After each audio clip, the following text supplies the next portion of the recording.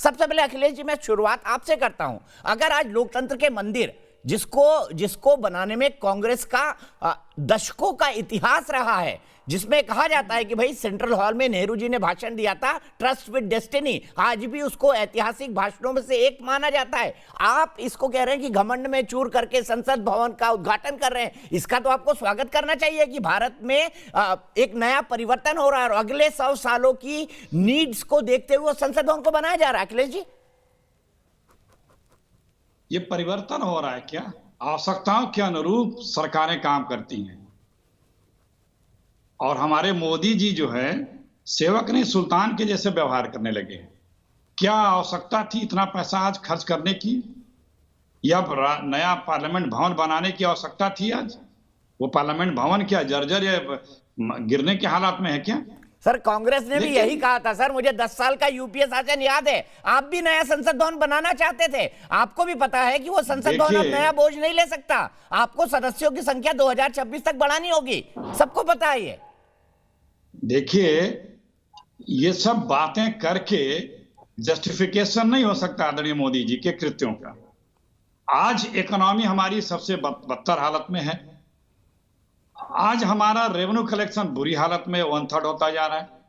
मोदी जी अपने लिए 8,500 करोड़ का हवाई जहाज खरीदेंगे, संसद भवन बनाएंगे, कहना किसी का मानेंगे नहीं। सर मोदी जी का संसद भवन थोड़ी देश का है, मोदी जी का हवाई जहाज थोड़ी देश का है। सर ये मेरा और आपका भी पैसा है, आप भी टैक्स देते हैं, मैं भी टैक्स देता हूं। हमें बोलने दें। देश की डिफेंस भी है, सेनाएं भी देश की हैं। माउंटेन कोर सिर्फ इसलिए रोक दिया गया, अगर माउंटेन कोर आज पूरा खड़ा किया तो चीन की इतनी गुस्ताखी नहीं होती। यह कह के रोका गया कि बजट नहीं है, पैसे नहीं है। पता है आप कौन है? 90,000 सैनिकों की 64,000 करोड़ की जो बजट थी, उसमें लगभग 20,000 करोड़ रुपए जारी हो चुके थे कांग्रेस के समय, और इनके समय रोक दिया गया। नेवी एयरफोर्स के, नेवी के तो सारे हाथ रोक दिए गए, एयरफोर्स के पैसे कम कर दिए गए, डिफेंस के पैसे कम कर दिए गए। तमाम प्रोजेक्ट 200-250 से ऊपर प्रोजेक्ट ऐसे हैं, स्टैटिस्टिक्स डिपार्टमेंट पे चले जाइए, जो पैसे की कमी का रोना रोके नहीं पूरे हो पा रहे हैं।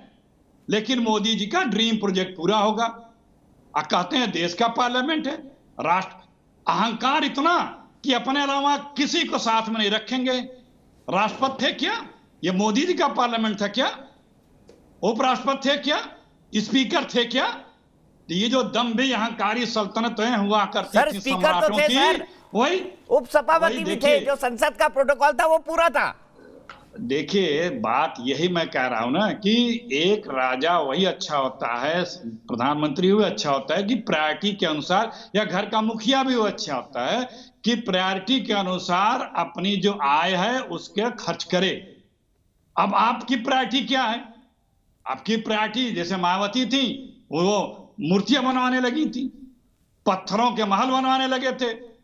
मैं आपको उदाहरण दे रहा हूं ना, आपके पास प्रोजेक्ट जो है, कौन से प्रोजेक्ट गिना रहा हूं? सबको आवास योजना रुकी पड़ी है।